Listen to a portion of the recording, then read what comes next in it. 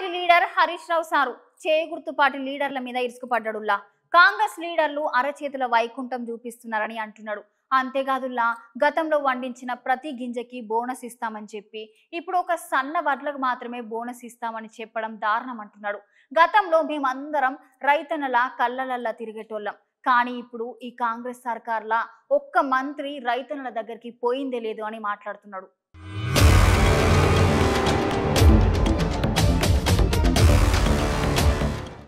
ఇక చెయ్యి గుర్తు సర్కారు హామీలన్నీ పక్కా fraud హామీలని Harish Rao sir అనబట్టిండు. Election scheme ముంగట కేవలం అధికారం కోసం రైతన్నలు పండించిన ప్రతి గింజకు బోనస్ ఇస్తామని చెప్పిన సర్కారు ఇప్పుడు ఒక సన్నవడ్లకు మాత్రమే బోనస్ ఇస్తామని చెప్పడము ఎంతవరకు కరెక్ట్ అని హరీష్ రావు సారు నిలదీయబట్టిండు. ఒకవైపు ప్రభుత్వం ఏమో వడ్లు మేము కొంటున్నాం, ఇబ్బందే లేదు, తడిసిన వడ్లు కొంటున్నాం, కలెక్టర్లదే బాధ్యత అని క్యాబినెట్లో నిర్ణయాలు ప్రకటిస్తూ ఉన్నారు.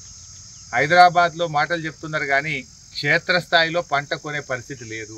ఇప్పటికే తడిచి ధాన్యం మొలకెత్తుతున్న పరిస్థితి కూడా ఉంది.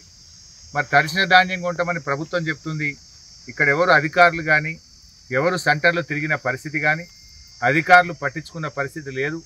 మరి రైతులకేమో చాలా ఇబ్బంది ఉన్నది.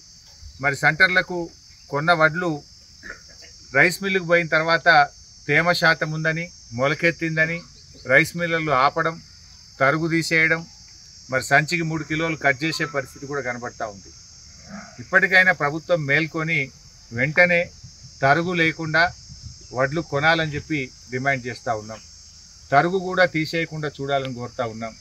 తడిసిన వడ్లు మొలకెత్తిన వడ్లు కూడా మీరు కొంటమని మాటల్లో చెప్పడం కాదు, కింద మరి వచ్చి కొనిపియాలి. తక్షణమే తడిసిన వడ్లు కూడా కొని రైతులకు ఇబ్బంది కాకుండా చూడాలని చెప్పి కూడా కోరుతూ ఉన్నాం.